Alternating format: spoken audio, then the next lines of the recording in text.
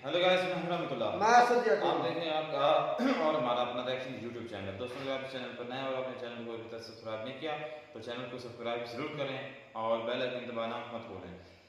तो आलोक सर की वीडियो है। वीडियो का टाइटल है पाकिस्तान में हिंदू है हेटर का किंग। तो कौन है जी किंग? वो देखते हैं वीडियो, उसके बाद ही पता चलेगा कौन है। नमस्कार दोस्तों, डीडी रेड के एक और एक्शन वीडियो में आप सभी का स्वागत है। मैं हूं आलोक। तो भाई, दर्शकों ने एक लिंक भेजा है मुझे, वो निमरा का वीडियो है। एडीबी ने पाक को दी सलाह, भारतीय शिक्षा अपना लो।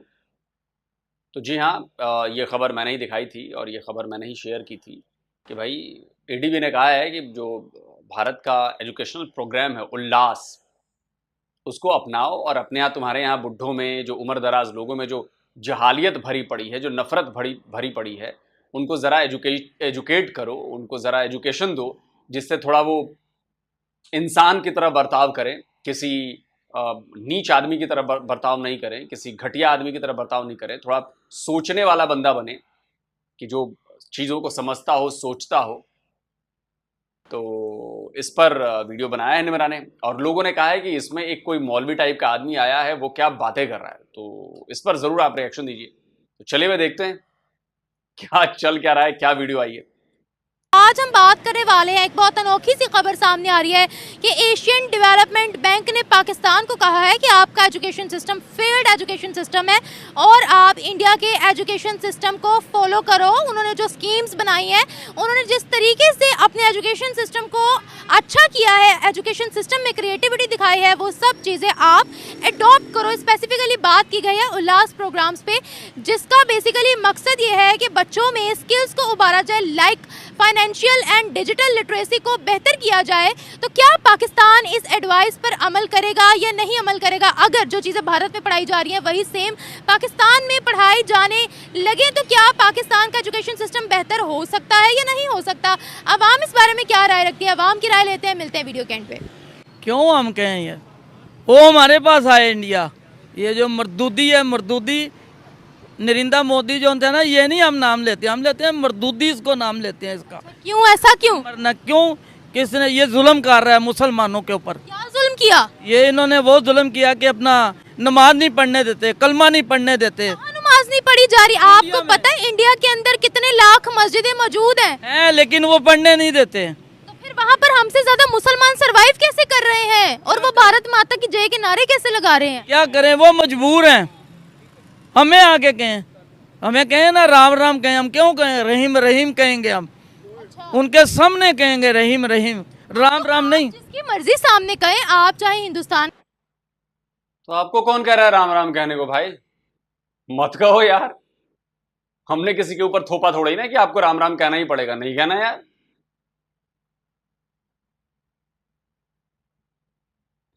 ये नफरती बुढ़ा है, नफरती बुढ़ा है ये। इसकी एक में 30 सेकंड 40 सेकंड की बातों से मुझे लग गया ये बहुत नफरती है। इसके अंदर नफरत कूट कूट कर भरी है, इसीलिए व्हील चेयर पर घूम रहा है। अपनी करतूतों की वजह से, अपनी नीच सोच की वजह से ये व्हील चेयर पर घूम रहा है। लेकिन अभी भी बात इसको समझ में नहीं आ रही। इतनी नफरत कहां लेकर जाओगे ओ चचा? कम अकल वाले चचा, क्या करोगे? चलो, हिंदुस्तान के सामने कहें, आप चाहे इजराइल के सामने कहें, वो आपका बिलीव है। आपका मजहब इस्लाम है, मेरा भी मजहब इस्लाम है। हमें कोई रोक नहीं रहा कि हम अपने मजहब को मजहब से मुकरे, ठीक है, या मजहब पर ना चले। लेकिन जो उनका मजहब है वो अपने मजहब के मुताबिक ही बात करेंगे ना। वो करें अपनी मजहब के बाद। वो मजहब क्या है उनका? गांव का पेशाब पीने वाले, उनका क्या मजहब है? पलीत है अंदर से भी बाहर से भी। हम किस अच्छा अब ठीक, इसको मैं समझाता हूं। अबे वो ऊंट का पेशाब पीने वाले, क्या है मजहब तुम्हारा? तुम भी अंदर से पजीत हो और बाहर से भी पजीत हो, जो भी हो, वटेवर जो तुम कहना चाहते हो। अब बताओ, इसका फैसला कौन करेगा कि कौन सच्चा है कौन झूठा है? न मैं ये फैसला कर सकता हूं कि तुम झूठे हो या तुम सच्चे हो, न तुम ये फैसला कर सकते हो कि मैं सच्चा हूं और मैं झूठा हूं। फैसला करता है जो ऊपर बैठा है, भगवान बैठा, वो फैसला करेगा। फैसला करने का रिजल्ट दिख रहा है कि पाकिस्तान और तुम्हारे जैसे लोग आज दर दर की ठोकरें खा रहे हैं, भीख मांग रहे हैं, रोटी के लिए तरस रहे हैं, परेशान हैं, दिक्कतें आ रही हैं, पूरी दुनिया में नाम खराब है तुम्हारा। और एक हम हैं, कोई परेशानी नहीं है। हम अच्छे से कमा रहे हैं, अच्छे से खा रहे हैं, अपने बाल बच्चों को पढ़ा रहे हैं, दुनिया भर में नाम कमा रहे हैं, दुनिया भर में तारीफ मिल रही है हमें। यह है भगवान का न्याय, यह है भगवान का इंसाफ। हमारा भगवान तो हमारे साथ है, आपका वाला किधर है? वरना ऐसी हालत क्यों हुई पड़ी है आपकी? इट मीन्स कि आप लोग सही रास्ते पर नहीं हो। आप अपने इस्लाम को सही तरीके से फॉलो करो, क्योंकि आप तो वो लोग हो जो प्रॉफिट की बात को नहीं मानते। अपने प्रॉफिट की बात को मानते हो आप? दूसरे के रिलीजन को नीचा नहीं दिखाना है। अभी आपने क्या किया? आपने मेरे रिलीजन को नीचा दिखाया, कहा झूठ मत बोलो, आपने झूठ बोला। कितने हिंदुओं का आपने देखा है गाय का पेशाब पीते हुए? मैंने भी कई मुसलमानों को देखा है ऊंट का पेशाब पीते हुए। तो मैं कह दूं कि सारे मुसलमान ऊंट का पेशाब पीते हैं और ऊंट का पेशाब पीने वाले लोग हैं ये लोग? बताओ और बोलो। और ऊंट के पेशाब के पीने का जिक्र तो आपके कुरान में है या किसी हदीस में है? मतलब इतना आइडिया नहीं, कुरान या हदीस किसी में से है वो? और बताओ। तो क्या मैं सबको मान लूं? पूरे दुनिया भर के मुसलमान जो है वो ऊंट का पेशाब पीते हैं? ये तो मेरी बेवकूफी हुई ना, मैं क्यों मानूं यार? लेकिन आपने मेरे रिलीजन को नीचा दिखा दिया, झूठा बता दिया। तो जो बंदा जिस प्रॉफिट को मानता है उस प्रॉफिट की बातों को ही नहीं मानता, वो काहे बात का मुसलमान है? फर्जी मुसलमान हो तुम लोग। तुम्हारे प्रॉफिट ने कहा कि झूठ मत बोलो, तुम लोग एक नंबर के मक्कार आदमी। तुम्हारे प्रॉफिट ने बोला कि धोखा मत दो, तुम एक नंबर के धोखेबाज आदमी। तुम्हारे प्रॉफिट ने कहा लालच मत करो, तुम लोग एक नंबर के लालची और दो नंबर ही आदमी। तो किस बात के तुम लोग कहते हो कि हम इस्लाम इस्लाम इस्लाम इस्लाम? काय बात का?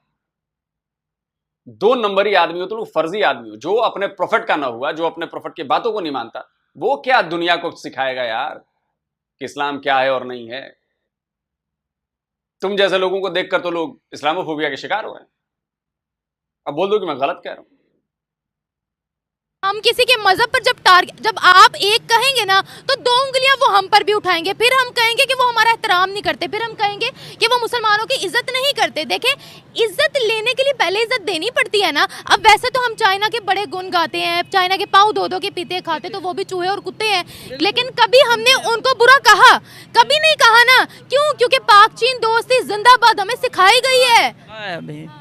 हाँ, हमने कहा है पाक चीन दोस्ती जिंदाबाद। तो कुत्ते खाते हैं, वो भी खाते हैं, गंद खाते हैं वो लोग। फिर हम उनको क्यों? अबे उइगर मुसलमानों को कुत्तों से भी बेहतर ट्रीट देते हैं, बेहतर कह रहा हूं बदतर ट्रीटमेंट देते हैं। बात कुत्ते खाने की नहीं है, जिसको जो खाना है खाओ। बात है कि तुम्हारे उइगर मुसलमानों की ट्रीटमेंट कैसी होती है वहां पर। तुम्हारी मस्जिदों को टॉयलेट बना देते हैं, टॉयलेट चाइना में, लेकिन तुम्हारी जबान से आवाज नहीं निकल सकती। एक बंदा चाइनीज एम्बेसी के सामने जाकर खड़े होकर जरा उइगर मुसलमानों के हक की आवाज कर दे, पूरे पाकिस्तान को चैलेंज देता हूं मैं। चाइनीज एम्बेसी के बाहर जाके एक कोई मुसलमान उइगर मुसलमानों के लिए आवाज उठाए और चाइना को गालियां दे, है गैरत बची है? बेगैर तो गैरत बची है? जाओ चाइनीज एम्बेसी के बाहर करके दिखाओ, तब तो माने यार। जो देश तुम्हारी मस्जिदों को टॉयलेट बना देता है, जो देश में 16,000 से ज्यादा मस्जिदों को तोड़ दिया गया है, जो देश रमजान के महीने में रोजा नहीं रखने देता, फास्टिंग नहीं रखने देता, जो देश मुसलमानों वाली दाढ़ी नहीं रखने देता, जो देश तुम्हारे लोगों को कुरान पढ़ने नहीं दे रहा, उस देश के बारे में कुछ नहीं बोलोगे तुम लोग? औकात नहीं है तुम लोगों की बोलने की। चाइना ने गले में पट्टा पहना रखा है, वो कहता ना आजा, तुम लोग दौड़ते हुए चले जाते। वरना इतनी हिम्मत होती तो जाओ ना यार चाइनीज एम्बेसी के सामने। अरे जितने मेरे वीडियो ही देख रहे हैं मुसलमानों, तुम्हें गैरत बची है तो जाओ ना यार पाकिस्तान के मुसलमानों, चाइनीज एम्बेसी के सामने जाकर उइगर मुसलमानों के हक की आवाज उठा दो, प्रोटेस्ट करो चाइना के खिलाफ। चाइना वाले तो बाद में मारेंगे, तुम्हारी सरकार, तुम्हारी पुलिस, जो तुम्हारी सो कॉल्ड मुसलमान कलमागो पुलिस और सरकार है, भैया के डंडे बरसाएगी तुम्हारे ऊपर। उनको क्यों अच्छा बोलते हैं? हमारी नफरत सिर्फ हिंदुओं से ही है बस? इनसे है, क्योंकि हमारे नान के दाद के सारे वहाँ से आए हैं, इंडिया से। इन्होंने बड़ा जुल्म किया है उनके ऊपर। चाइना ने जुल्म नहीं किया किसी के ऊपर, वो जालिम नहीं है, ये जालिम है। मरदूदी जौन था ना, ये बहुत बड़ा जालिम आदमी है, इससे बचना चाहिए और इसको चाहिए कि अपना मुसलमानों के ऊपर रहम करें। आपको पता है इंडिया का एजुकेशन सिस्टम कहाँ कहाँ तक पहुँच गया है? दुबई तक पहुँच गया है।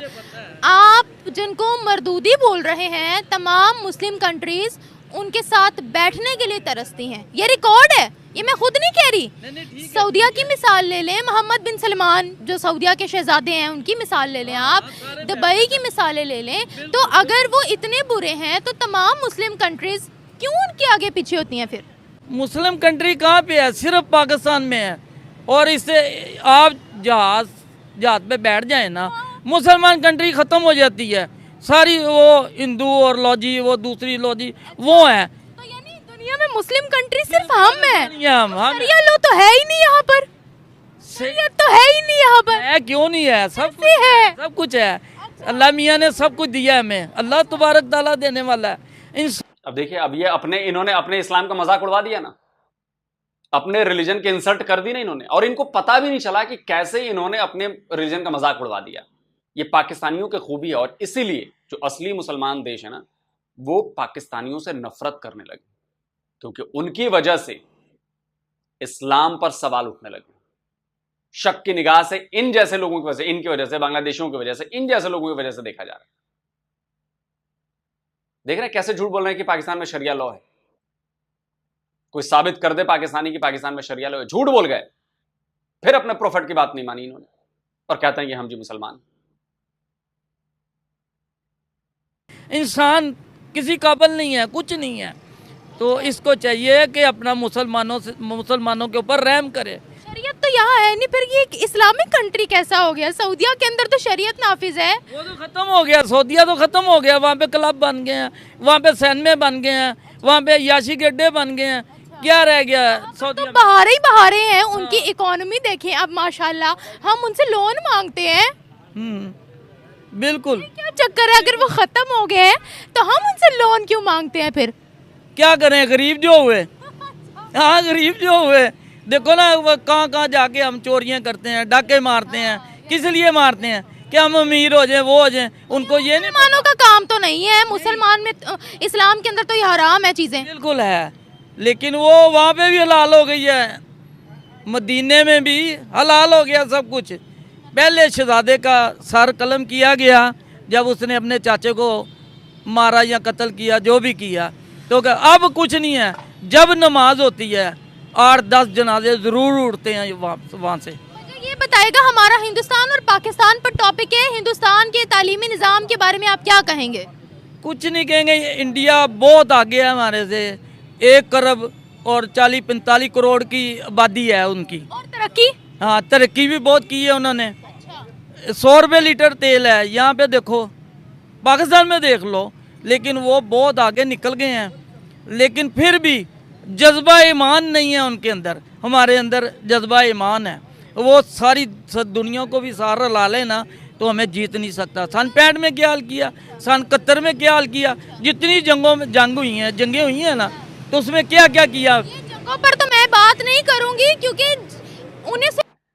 लाओ बे 93,000 लगाओ इस बड़हू के मुंह पे, मारो खींच के 93,000 की फोटो, मारो 93,000 की फोटो। और साथ में एक लेटेस्ट वीडियो आया है भाई, 93,000 के सरेंडर का एक और वीडियो मेरी नजरों के सामने आया है, और वो वीडियो मैं दिखाना चाहता हूं। जरा देखिए, ये हथियारों के ढेर, अपनी कमर से बेल्ट निकालकर भारतीय फौजी के हाथों सरेंडर करते ये पाकिस्तानी कलमा गो मुसलमान। और ये हैं ये। इसीलिए मैं कहता हूं ना, ये अपने देश का भी मजाक उड़वाते हैं, अपने रिलीजन का भी मजाक उड़वाते हैं, इंसल्ट करवाते हैं। और देखिए, अपनी ही पोल खुद खोल दी। भारत तो बहुत आगे हो गया जी, एजुकेशन में बहुत आगे हो गया जी। हाँ, वो बहुत आगे, लेकिन जज्बा ईमानी नहीं है। अरे बुढ़ऊ, कौन सा थर्मामीटर है जिससे जज्बा नापा जाता है? जरा निकालो वो जज्बा। ये 93,000 के पास जज्बा नहीं था। थर्मामीटर निकालूं, कहां घुसाऊं थर्मामीटर, जिससे पता चले कि जज्बाए ईमानी कहां था। अबे डूब के मर जाओ तुम लोग यार, जब भी तुम लोग जज्बाए ईमानी की बात करते हो तो। क्योंकि ये 93,000 सरेंडर जो है ना, वो जज्बाए ईमानी की पोल खोल देता है तुम्हारी।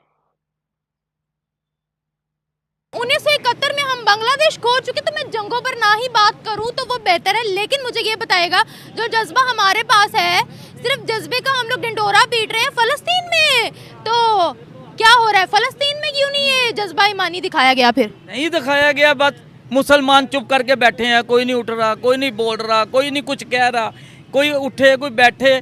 पाकिस्तान ही चला जाए, वो पाकिस्तान से डरते थे बहुत इसराइल वाले, वो डरते हैं। ऐसा कब हुआ सर? ये डरते हैं पाकिस्तान से। उन्होंने कहा फौजी आएंगे, पाकिस्तान जंग रोकी है, लेकिन उन्होंने देखा कोई भी नहीं आ रहा, उन्होंने कहा इसको तबाह कर दो, ख़त्म कर दो इसको। इसराइल जंग रोकी थी, हमारी वजह से रोकी थी। उन्होंने कहा फौजी आएंगे, पाकिस्तानी कमांडो आएंगे, लेकिन कोई नहीं गया। मदीना तुम्हारी फौज के पिछवाड़े में दम नहीं है, जाना छोड़ दो। तुम्हारी फौज के पिछवाड़े में दम नहीं है कि एक बार फिलिस्तीन इजराइल का नाम लेकर दिखाए। झूठ बोल रहा हूं तो कहो, दम नहीं है तुम्हारी फौज के पिछवाड़े में। एक बार कह के तो दिखाए कि हम आ रहे हैं। जाना नहीं है, सिर्फ कह देना है। जज्बा ईमानी। मदीने को नहीं आज़ाद करवाया, पाकिस्तानी कमांडो ने करवाया था। उधर भी कब्जा हो गया था एक दफ़ा। वो तो अरबी तो कुछ भी नहीं है, वो तो बेचारे अपना उनको उनसे इमदाद मांग रहे थे अमेरिका से, लंदन से, क्या आप आए अपना इमदाद दें हमें। लेकिन पाकिस्तानियों ने जाके, एक पाकिस्तानी ने कहा था या परवरदिगार, जब मैं जाऊँ मैं शहीद वहाँ पे हूँ, उसकी दीवार के साथ मेरा खून लगे, तो वो शहीद हुआ है। तो इन्होंने आज़ाद करवाया था, पाकिस्तानी ने, किसी ने नहीं करवाया। सऊदिया को? हाँ जी, सऊदिया मदीने में कब्जा हो गया था। आपको नहीं ना तरीका पता किसी चीज़ का, मदीने में कब्जा हो गया था, तो वो अपना इन्होंने जाके आज़ाद करवाया था। तो फिर वो पाकिस्तान को अपना रोल मॉडल क्यों नहीं मानते, या अपनी किताबों में क्यों नहीं लिखते कि ये पाकिस्तान ने हमारी तारीख बनाई है? बस वो नहीं मानते, वो उनकी मर्जी है, मानना चाहिए उनको। वो तो किताब सलामी, कुरान पाक को कहते सलामी किताब है, ये क्या है? कुछ भी नहीं है, बेरुमती करते हैं वो। ये बताइएगा, देखिए सऊदिया हमसे ज़्यादा बड़ी इस्लामिक कंट्री है, शरीयत वहाँ नाफिज है, वो हमसे ज़्यादा इस्लाम जानते हैं। हम लोगों को तो अपने दीन के बारे में कुछ भी नहीं पता। हम लोग तो दीन की आड़ में ना जाने कौन कौन से गुनाह करते हैं कि मैं यहाँ पर मेंशन भी नहीं कर सकती। तो मुझे आप ये बताइएगा, अगर इंडिया का तालीमी निज़ाम यहाँ पर आया तो आपको लगता है कि कुछ निखार आ सकता है हमारे तालीमी निज़ाम में? क्यों नहीं आ सकता, आ सकता है, लेकिन इंडिया सही तरीके से आए हैं, अच्छे दिल साफ करके आए हैं हमारे साथ। वो यहाँ नहीं आएंगे, जो उनकी एजुकेशन की पॉलिसी है वो पॉलिसी यहाँ लागू, ये बोला गया है। नहीं, वो फिर ऐसे तो कोई ऐसे तो बात नहीं। हाँ, वो आए हमारे पास, आए हमारे साथ मिले, हम तो कहते हैं कि अमन हो। अबे चल बुढ़ऊ, नहीं आना मैं तुम्हारे पास। मेरा बस चले ना तो पूरी बॉर्डर पे ना 100 फीट दीवार बनाऊं मैं, जिस पर चढ़ भी ना पाओ तुम। और क्यों आना है? हम क्यों आएंगे भिखारियों के पास? मरो तुम लोग भिखारियों, भूखे मरो, लड़के मरो, कट के मरो, चिया सुन्नी करके मरो, जैसे मन करना मरो, तुम अपने यहां मरो। या तुम्हें अपने देश को नंबर 1 बना देना है, नंबर 1 बनाओ। इकोनॉमी में नंबर 1 बना देना है, बनाओ भाई। ट्रेड में नंबर 1 बना देना है, बनाओ भाई। नहीं आना हमें तुम्हें। मेरा बस चले तो ये भी अपने पासपोर्ट पर लिखवा दूं कि ये पासपोर्ट दुनिया के हर देश में वैलिड है, सिर्फ पाकिस्तान को छोड़कर। दोनों हमने कब बोला अमन का नारा? हमने कब लगाया? हमने तो जब नारा लगाया गजवा हिंद का लगाया, हमने तो जब नारा लगाया, कहा वहां जाके काफिर तबाह करेंगे, दिल्ली के अंदर अपना झंडा गाड़ेंगे। हमने कब अमन का नारा लगाया? हमने अमन का नारा नहीं, हम कह रहे हैं कि वो अमन से रहें, हम भी अमन से रहें। हमसाया है, पड़ोसी है हमारा, तो उसको भी चाहिए कि हमारे साथ मिलजुल के रहे। क्यों कि जब सारे इकट्ठे हो जाएंगे, भट्टो ने इकट्ठे किए थे ना सारे, किसको इकट्ठा किया? इस्लामी मुल्क सारे उसने कहा सबको इकट्ठे करो, ये इकट्ठे हो जाते तो बस उनका बेड़ा गर्क हो जाना था, सबका सारा काम यहाँ पे हो जाना था। लेकिन वो पॉलिसी नहीं चलने दी उन्होंने। दिक्कत इस माइंडसेट में है। अबे दूसरों का बेड़ा गर्क क्यों करना चाहते हो? तुम अपने आप को ठीक करो ना, तुम अपने आप को बढ़ाओ, अपने आप को डेवलप करो, सबसे अमीर बनो, इन्वेंशन करो। तुम सबके पाकिस्तानियों के दिमाग में यह बात क्यों घुसी है कि सबका बेड़ा गर्क करेंगे, हम उसको तबाह कर देंगे, अमेरिका को बर्बाद कर देंगे, भारत को तो एकदम जर्रा जर्रा उसका उड़ा देंगे। अबे अपने आप को ठीक करो ना, दूसरों का बेड़ा गर्क करने पर यह नफरती माइंडसेट क्यों है तुम्हारा? अपने आप को ठीक करो, अपने आप बोलो कि मैं अपने आप को दुनिया का सबसे अच्छा देश बनाऊंगा। मैं अपनी कंट्री में सबसे बढ़िया इंडस्ट्रीज लगाऊंगा। इसकी बात नहीं करते तुम लोग। दूसरों का बेड़ा गर्क करने की बात करते हो। अबे तुम्हारे प्रॉफिट ही कह के गए हैं ना कि दूसरों का बेड़ा गर्क करने की बात सोचोगे तो तुम्हारा भी बेड़ा गर्क होगा। ये भी नहीं मानते तुम लोग। अब पता नहीं कह के गए हैं कि नहीं गए हैं, मुझे नहीं पता, कह दिया मैंने ऐसे। भाई क्लियर कर लेना भाई, कमेंट में बता देना जिसको भी बताना। कैसी बातें करते हो तुम लोग यार, हमेशा तबाही, बर्बादी, बम फोड़ना, उड़ा देना, दूसरा का गला काट देना, ऐसी बातें क्यों करते हो तुम लोग? जितनी ऐसी बातें करोगे यही चीज तुम्हारे साथ होगी। क्योंकि हमारे भगवान कह के गए हैं गीता में, जैसा कर्म करोगे फल वैसा मिलेगा। तो कर्म तुम्हारे ठीक नहीं है तो फल वैसा मिल रहा है। एकदम 100% करेक्ट बात है। आज से हजारों साल पहले गीता में जो भगवान कह के चले गए वो दिख रहा है सामने। तुम्हारे कर्म अच्छे नहीं है तो रिजल्ट भी अच्छा नहीं है। भिखमंगे तुम, परेशान तुम, भिखारी मुल्क तुम, तबाह तुम, फसादात तुम्हारे यहां, कर्म अच्छे नहीं है तुम्हारे। और भट्टों को फारग कर दिया उन्होंने, इसलिए कि अपना ये सलामी कॉन्फ्रेंस जो सा बना है चिड़ियाघर के सामने इधर उर्ली साइड पे, ये इसीलिए बना था। अच्छा ये बताएगा, हिंदुस्तान का तालीमी निज़ाम, उनकी स्कीम अगर इस्लामिक जमहूरिया पाकिस्तान के अंदर आई तो जो हमारा फेल्ड एजुकेशन सिस्टम है, बेकार एजुकेशन जो इस वक्त हुई है, आपको लगता है कि वो बेहतर हो सकती है? हाँ बेहतर हो सकती, क्यों नहीं हो सकती। वो आए मिलजुल के हमारे साथ। वो तालीम अपने मुल्क में देते हैं, वही तालीम अगर इधर मिले तो नहीं, वो वाली तालीम तो नहीं ना। वो आप कहें राम राम के, हम राम राम तो नहीं कह सकते, हम तो रहीम रहीम कहेंगे। मैं बात कर रही हूँ तालीम की, तालीम की बात कर रहे स्किल्स हैं। की बात कर रही हूँ। मैं भी तालीम की बात कर रहा हूँ कि ठीक है वो आए। जैसे वो साइंस पढ़ाते हैं, जैसे वो उनका सारा उनका सिलेबस है, जैसे उनके अरे बुढ़ऊ, जरूरत तुम्हारी है तो तुम आओगे, हमारी जरूरत नहीं है, हमें नहीं आना, नहीं आना।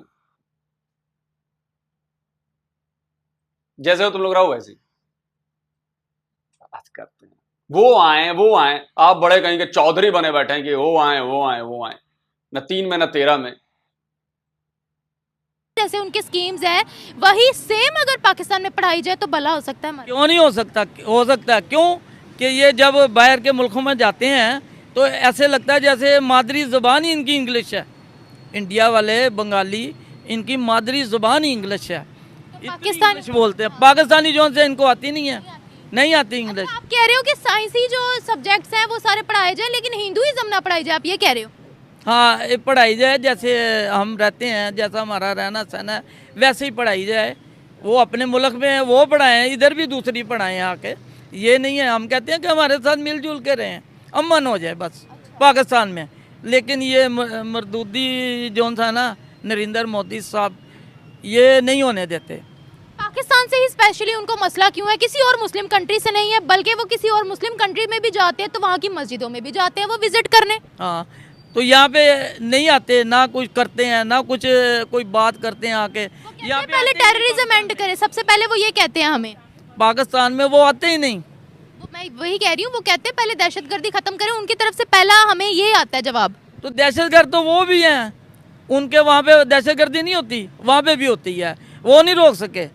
कहाँ पर हुई? इतनी हुकूमत है लेकिन वो रोक नहीं सकती। इंडिया में, कहाँ? इंडिया में वहाँ पे भी है, सारे हुई है दहशतगर्दी। जहाँ पे देखो, जहाँ पे सुनो कि वहाँ पे ये हो गया, वो हो गया, इसी तरह पाकिस्तान में हो रहा है।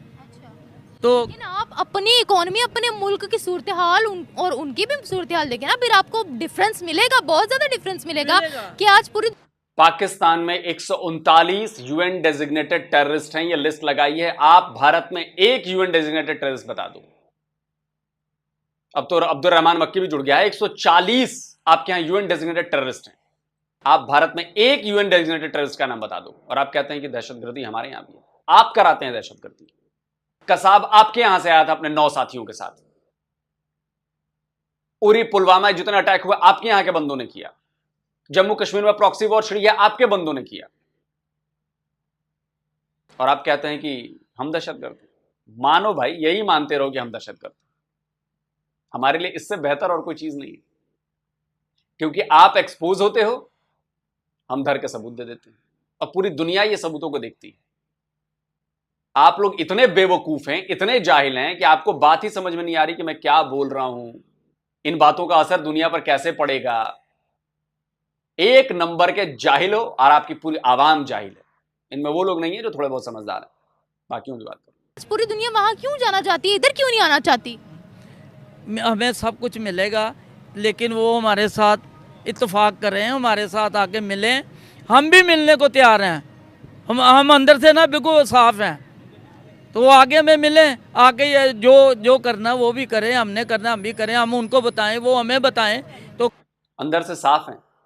इतनी देर की बातों में आपको लगा कि अंदर से साफ है। इतना नफरती बुढ़ा मैंने नहीं देखा था यार, इतना नफरती है ये। अच्छा है बुढ़ऊ, तुम्हारे आसपास जितने होंगे बच्चे सबको यही चीज सिखाओ, हमारे लिए बेटर है। पाकिस्तान की नस्लें खराब हो रही हैं, तुम लोग कर रहे हो। 4 नस्लें खराब हो चुकी हैं, आगे आने वाली नस्लें भी खराब कर रहे हो। बिल्कुल यही करो। जितना ये सब करोगे हमारे लिए थोड़ी शांति रहेगी। वो हमें बताएं तो काफ़ी सारा अपना। बहुत शुक्रिया सर आपका, थैंक यू। बिल्कुल सही कहा उन्होंने, मैं एग्री करती हूँ इस बात से। मतलब इंडिया के एजुकेशन सिस्टम और हमारे एजुकेशन सिस्टम में क्या फ़र्क है? दोनों ही सेम है, वो बस बात उन्होंने की है हमें कोरिया का एजुकेशन सिस्टम अपनाना चाहिए। वहाँ का एजुकेशन सिस्टम बहुत अच्छा है। कहाँ का? Korea Korea? या अमेरिका कहीं ना कहीं का, लेकिन पाकिस्तान और इंडिया का सेम ही हाल है, कोई इसमें इतना फ़र्क नहीं है। इन्हीं कंट्री अगर सेम ही है मैडम जी, तो दुनिया भर की जो एमएनसीज कंपनीज है, इतनी बड़ी बड़ी टेक कंपनीज है, इतनी सारी चीजें, वहां पे इंडियन क्या कर रहे हैं फिर? एक पाकिस्तानी बता दो यार, अगर सेम ही है तो एक पाकिस्तानी बता दो। कंट्रीज के अंदर इंडिया के जो ब्रांचेस हैं एजुकेशनल इंस्टीट्यूट्स की, वो खुल रही हैं। मुझे इस बारे में आइडिया नहीं है। अच्छा, अब मुझे ये बताएगा पाकिस्तान का एजुकेशन सिस्टम कितना ख़राब है यहाँ पर? बहुत ही ज़्यादा ख़राब है, बस लूट रहे हैं आवाम को। वही जो इन्होंने इतना पढ़ाई पे पैसे लगाने हैं, वही अपना बिजनेस स्टार्ट कर दे बच्चों का, वो ज़्यादा बेहतर रहेगा। पढ़े लिखे बगैर हमारी कोई पहचान है? हमारा पढ़े लिखे बगैर हमें शऊर आ सकता है? तो पढ़े लिखे बगैर नौकरी भी तो नहीं मिल रही ना, कुछ भी नहीं मिल रहा। लेकिन पढ़ाई करके भी कुछ नहीं मिल रहा। आजकल तो पढ़े लिखे भी जाहिल बने हुए हैं, आपके सामने ही हैं। इसका क्या मतलब हम पढ़ाई छोड़ दें, स्कूलों पे ताले लगा दें, यूनिवर्सिटीज़ को फोड़ दें, कॉलेजेस को बम से उड़ा दें? नहीं, मैंने ऐसा तो कुछ नहीं कहा। वैसे ऐसा कर भी सकते हैं। अच्छा, कर दें ऐसा? नहीं, वैसे मैं कह रही हूँ ऐसा कर भी सकते हैं, वैसे करना नहीं चाहिए। इंडिया के एजुकेशन सिस्टम के बारे में आपको कुछ पता है कि कितना डेवलप है और कितना हमसे आगे है? नहीं, मुझे नहीं आइडिया। इंडिया हमसे आगे है या पीछे? बराबर ही है मेरे ख्याल में, ना आगे है ना पीछे है। बराबर। इन मैडम को कुछ भी नहीं पता। अरे अपने यहाँ के अखबार ही पढ़ लो। ये डॉन ने रिपोर्ट दी है, रिपोर्ट दिखा रहा हूं, जरा इस नक्शे को देखो। ये नक्शा ना पूरे पाकिस्तान के गाल पे ना तमाचा है, तमाचा है ये पूरे पाकिस्तान के गाल पे। ये जो एक छोटा सा डॉट दिख रहा है ना, ये ग्रीन का, ये शायद इस्लामाबाद है, जो भी है, यहीं पर पढ़ाई जो है वो 70 से 80% अच्छी। वरना ये जो येलो है, लाइट रेड है और डार्क रेड है, ये सब गोल है मामले पढ़ाई में। 30%, 40%, 45% ऐसा है यहाँ पे एजुकेशन। ये मैप नहीं है, आपकी सच्चाई है, आपकी हकीकत है। इसे देखो और शर्म करो, इस रिपोर्ट को जाकर पढ़ो। तुम्हारे यहाँ पढ़ाई का स्टैंडर्ड क्या है, क्या हालत में पढ़ाई हो रही है तुम्हारे यहाँ। अरे ये तुम्हारे यहाँ की रिपोर्ट है, मेरे यहाँ की नहीं है, कोई इंटरनेशनल नहीं है, पाकिस्तानी ऑर्गेनाइजेशन की रिपोर्ट है। अगर इसके बाद भी तुम्हें शर्म नहीं आया और भारत से अपनी तुलना करते हो यार, अब भारत के जूते की नोक में लगे धूल के कण के बराबर नहीं हो तुम एजुकेशन में। मैं ये नहीं कह रहा कि हमारा एजुकेशन सिस्टम दुनिया में सबसे बेहतर है, लेकिन मैं ये कहता हूं कि हम उसे बेहतर बना रहे हैं और उस बेहतर बनाने का रिजल्ट दिख रहा है हमें। दुनिया भर में इंडियंस की धूम है। वर्ल्ड बैंक देख लो, गूगल देख लो, यूट्यूब देख लो, जहां बड़ी एमएनसी कंपनीज हैं वहां पर इंडियंस चला रहे हैं मैक्सिमम। यह है इस रिजल्ट का नतीजा। बात करते हो। और बलूचिस्तान में देखो, अकेले बलूचिस्तान में 3500 स्कूल बंद हो गए हैं। ये स्क्रीनशॉट लगाया है। क्यों बंद हुए हैं ये बताने की जरूरत नहीं। दोस्तों आप बताएं, आप क्या कमेंट करते हैं। वीडियो को शेयर ज्यादा करिएगा। जल्दी मिलता हूं एक और नए वीडियो के साथ। नमस्कार, जय हिंद। तो अगर आप चाहते हैं मुझसे बात करना, मुझसे कोई सवाल पूछना, तो फैन कॉल पर आप मुझसे कनेक्ट हो सकते हैं। फैन कॉल में ये सुविधा है कि आप अपने हिसाब से वहां पर तो दोस्तों वीडियो तो होगी ख़त्म।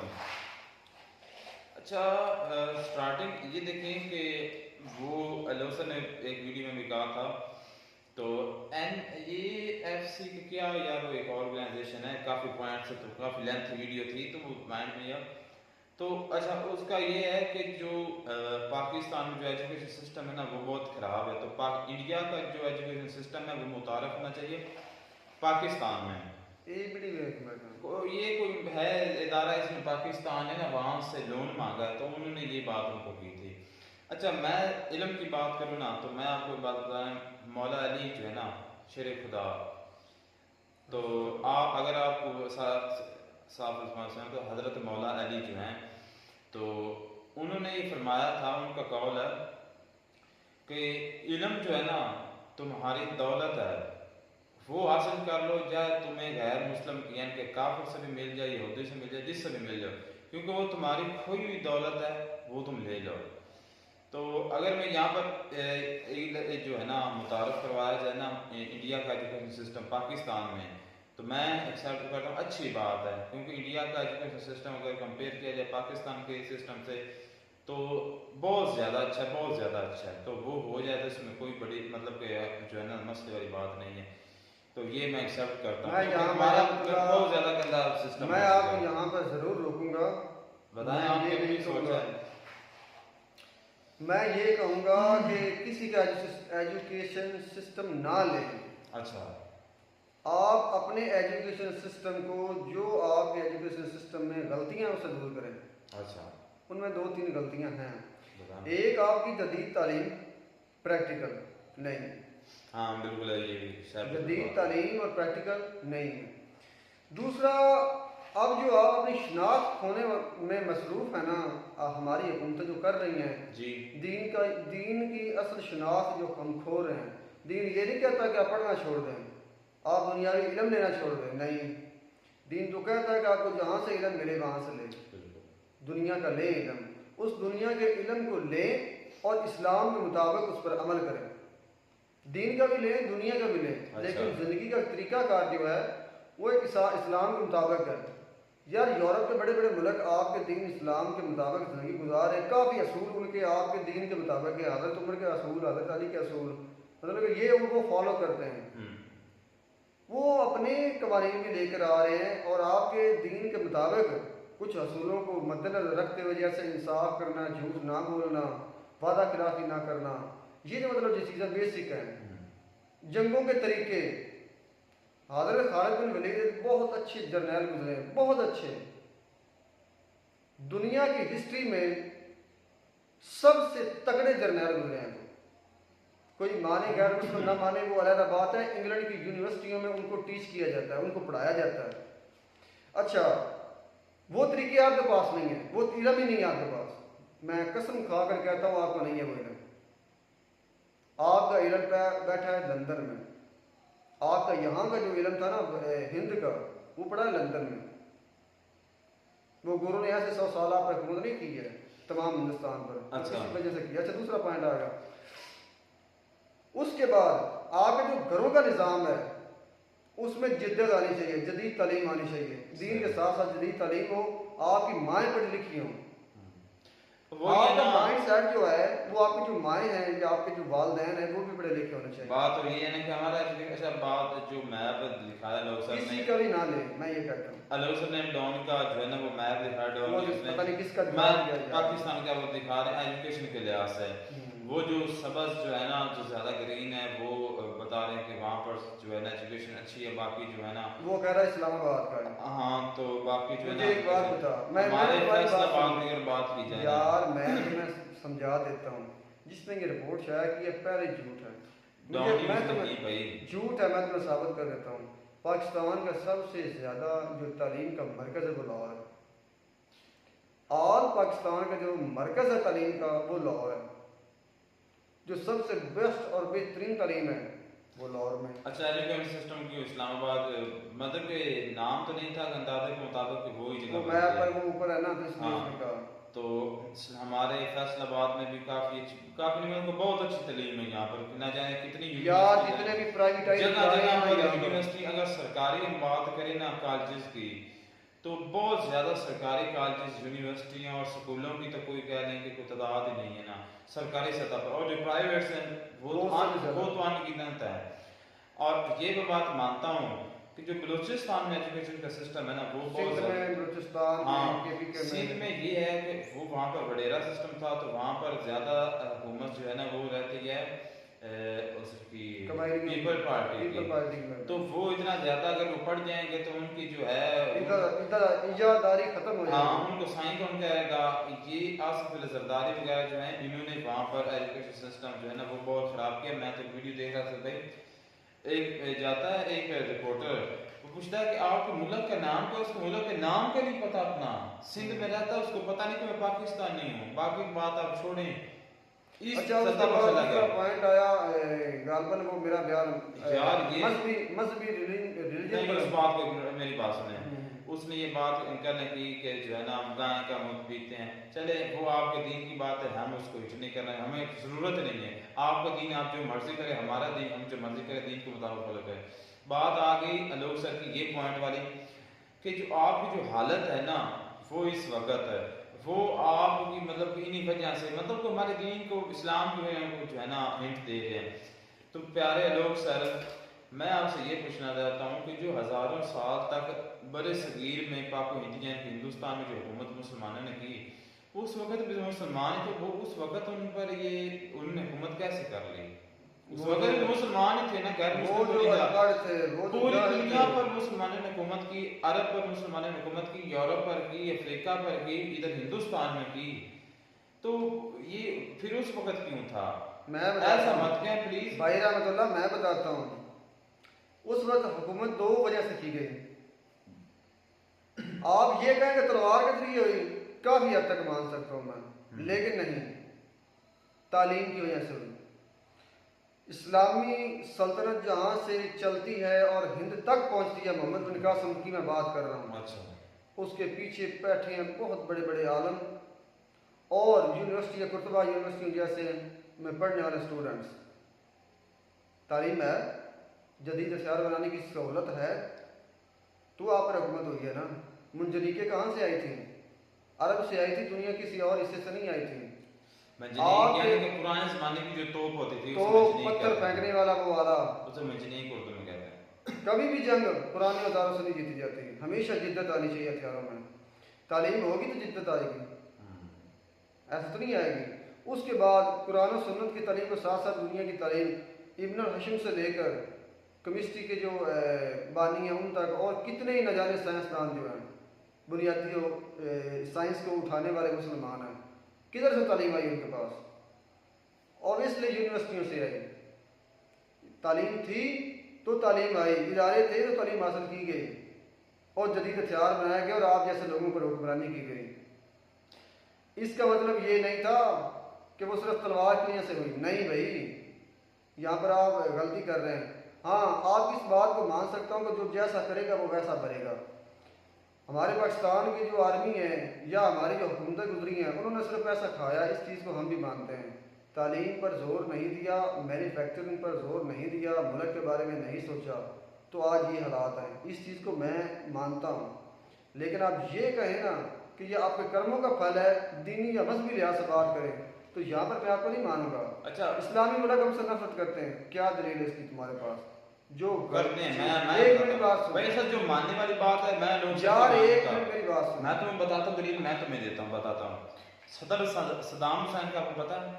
बिल्कुल पता। एक 72 मुसलमानों की कह लेना कि नाम आता है एक 72 लिस्ट में, जहाँ पर टॉप पे कह लें कि जिसमें शाह फैसल, जनरल गजाफी और उसमें हमारे भुट्टो साहब भी शामिल होते हैं, और उसके अलावा ये सदाम हुसैन भी, और भी काफ़ी थे, मैं चंद के नाम ले रहा हूँ। तो वो ज़्यादातर पाकिस्तान को छोड़कर इंडिया को रिस्पेक्ट देते थे। वो पता क्यों? वो कहते थे जो इनकी जो पुलिस है ना, जो पुलिस मेकर हैं ये, इनके पुलिस ही खराब है और ये एक बात पर टिकते नहीं हैं। वो हिंदुस्तान को ज़्यादा प्रायोरिटी देते क्योंकि वहाँ पर मुसलमान भी थे और उनके साथ अलकात भी उनके अच्छे थे। तो हालांकि वो गैर मुस्लिम कंट्री है, पाकिस्तान एक मुस्लिम कंट्री है, तो इस वजह से भी। और दूसरा ये कि ये हम पाकिस्तानी, हमारी गवर्नमेंट जो है वो मुख्तलिफ कंट्रियों से पैसा मांगती है, सऊदी अरब से मांगती है और मतलब अरब से मुख्तलिफ अरब की कंट्रियों से, जिसमें कतर भी है, जिसमें दुबई भी है और दूसरा सऊदी अरेबिया, वहाँ से भी पैसे मांगती है। और सबसे बड़ी बात अभी रिसेंटली देखने की हमने ईरान के साथ क्या किया, पाइपलाइन में सुबह करके उसके साथ छोड़ दिया यार। वो ये अमेरिका बात की वजह तो से। मैंने मानी, पहले ही मानी, गवर्नमेंट पाकिस्तान गवर्नमेंट की तो बात मान रहा हूँ। तो फिर पाकिस्तान कुछ यार एक बात मिनट है। में आप फिर बात को नहीं समझ रहे, आप अगले को दोष मत दें, आप अपने माइंड का इस्तेमाल करें। पाकिस्तान को कौन चलाता है? गवर्नमेंट से चलाती है ना।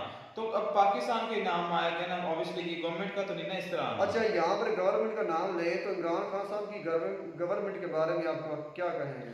इमरान खान साहब जो खुद इंसान थे ना, वो एक ऐसा कह लें कि बहुत ही अच्छे इंसान थे। अमन चाहते थे वो कि पूरी दुनिया में अमन हो, जितनी एबर कंट्री उनके साथ भी फ्रेंडशिप होनी चाहिए और दुनिया में भी अमन होना चाहिए। इसकी जिंदा मिसाल ये है कि जो हमारे पड़ोस में जो उसके दौर में अफगानिस्तान मेरी में बात सुनो यार, मैं अमेरिका के तुम्हारी बातें अफगानिस्तान सुन के रहा हूँ यार। मुज़ाकरात कराने वाले इमरान खान साहब हैं। उसके दौर में क्यों नहीं पाकिस्तान को बुरा कहा गया? वो एक अच्छा लीडर, दुनिया को जानती थी, लीडर अच्छा था, पाकिस्तान मुल्क वही था, समझ में आ रही बात? पाकिस्तान मुल्क वही था लेकिन एक लीडर अच्छा आया जी, तो पाकिस्तान सारे को अच्छा कहा गया। बिल्कुल। पाकिस्तान सारे को बुरा कहा जाता है क्योंकि हमारी लीडरशिप खराब तो है। यही मैं बात कर रहा हूँ। अच्छा, आर्मी की बात आई कि तुम्हारी आर्मी जो है वो ये तक भी नहीं कह सकती कि हम फलस्तीन आ रहे हैं फलस्तीन की मदद करने के लिए, इसराइल को ललकार भी नहीं सकते। तो देखिए कर सकती है, ऐसा नहीं कि कुछ नहीं। हमारी आर्मी जो है वो काफ़ी जदीद आर्मी है, लेकिन ये बात वाकई क्योंकि हमारे जर्नैल्स बगैर जो चंद एक बगैरत हैं वो खाते हैं डॉलर यूएस से लेकर, तो वो काने हैं डॉलर्स के, नहीं तो इसके अलावा और कोई वजह नहीं। और वाकई ऐसा हमारी आर्मी ने नहीं किया। हम हालांकि ये बात सच है कि हमारे यहाँ पाकिस्तान में जो फ़लस्तीन के हक़ में रैलियाँ भी निकली थी, उनको रैलियों पर भी बैन लगा दिया था और दफ़ा 343 के 44 नाफिज कर दी थी कि आप जो हैं रैलीज नहीं निकाल सकते। अच्छा, यहाँ पर एक बात बहुत काबिल जिक्र करने वाली है, हालांकि करने वाली नहीं है लेकिन मैं ज़रूर करूँगा। कह रहे हैं जो भी बात है फ़लस्तीन के मामले को लेकर जहाँ पर हुकूमत खामोश बैठी है ना, मैं कहता हूँ अच्छे बैठी है। वो क्यों? हुकूमत को करने की ज़रूरत नहीं है, अवाम खुद ही कर रही है। फ़लस्तीन को कौन जाकर खाना खिला रहा है? जो उनके मुसाफिर हैं या जो उनके जो वहाँ से ज़ख्मी आते हैं, उनको पैसा किधर से आ रहा है? ईरान से। कौन लोग दे रहे हैं? ईरान, पाकिस्तान के बहुत ज़्यादा जो अमीर लोग हैं, मतलब कि जो एलीट क्लास कहते हैं, अच्छा उनकी बहुत ज़्यादा फंडिंग है मेरे भाई। भाई ये तो बिल्कुल सच है। अच्छा। मुस्लिम कंट्री के, एक मिनट, मुस्लिम कंट्री के जो लोग हैं वो उनको काफ़ी हेल्प कर रहे हैं, लेकिन हेल्प तो वही है जो वहाँ पर जाकर लड़े हैं, फाइटिंग करें और बदले में उनको शिकस्त दें इसराइल को, जो कि देना मुश्किल लेकिन कोशिश करनी चाहिए। हाँ, मैं इस चीज़ को ज़रूर कहूँगा कि अभी प्रशांत सर की एक वीडियो हम कर चुके हैं, उसमें उन्होंने कहा कि बस एक फर्जी कार्रवाई रहेगी कि इसराइल जो है ना वो अटैक कर दे इस पर, हिजबुल्लाह पर, जिसे ट्यूकल बजाना कहते हैं कि अब आप ऐलान जंग कर रहे हैं। करें यार, मैं भी कहता हूँ आप करें, क्योंकि उससे मौका मिलेगा पाकिस्तान की आवाम को, सऊदी अरब के जो लोग हैं उनको, जो इस्लामी मुल्क हैं उनको एक मौका मिलेगा। जो हुक्मरान ऐसे बैठे हैं ना चुप करके कि नाम मत लेना, तो उनकी जीना हराम हो जाएगा मेरे भाई। वो शुरू होंगे तो दुनिया में वार शुरू हो जाएगी। अच्छा, ये कन्फर्म बात है, मैं हवा में शापर नहीं छोड़ रहा। मैं भी कहता हूँ कि जो अभी ये रिसेंटली लोग मर रहे हैं, इससे बेहतर है वो अटैक करे तो यहाँ जो जंग का ऐलान हो। बिल्कुल, हम भी जाना चाहते हैं, असद भाई भी जाना। हमारा जज्बा मुसलमानों का कि हम भी अल्लाह की राह में निकलें और अपने मुसलमानों बहन भाइयों के लिए जो है ना मदद के लिए अपनी जान दे मेरे बिल्कुल, भाई, अपनी जान दे। अपना नाम लिखवाया गया है, अल्लाह हमने आपके दीन के लिए जान दी। बिल्कुल, आपके दीन में जो मुसलमानों का जुल्म हो रहा है उसमें हमने जान दी। बिल्कुल ऐसी बात है। ये एक शेर है, पंजाबी शेर, वो कहते हैं कि कोई खूह का पानी है, ये पंजाबी लोग अच्छे से जानते हैं।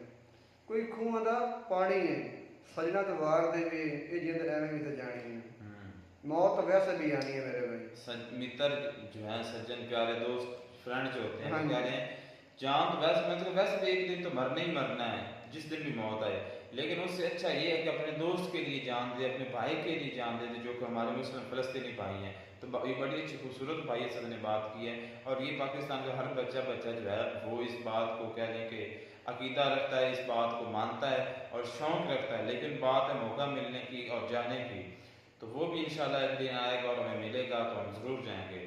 तो मिलते हैं नेक्स्ट वीडियो में नेक्स्ट टॉपिक तब तक के लिए गॉड ब्लेस यू।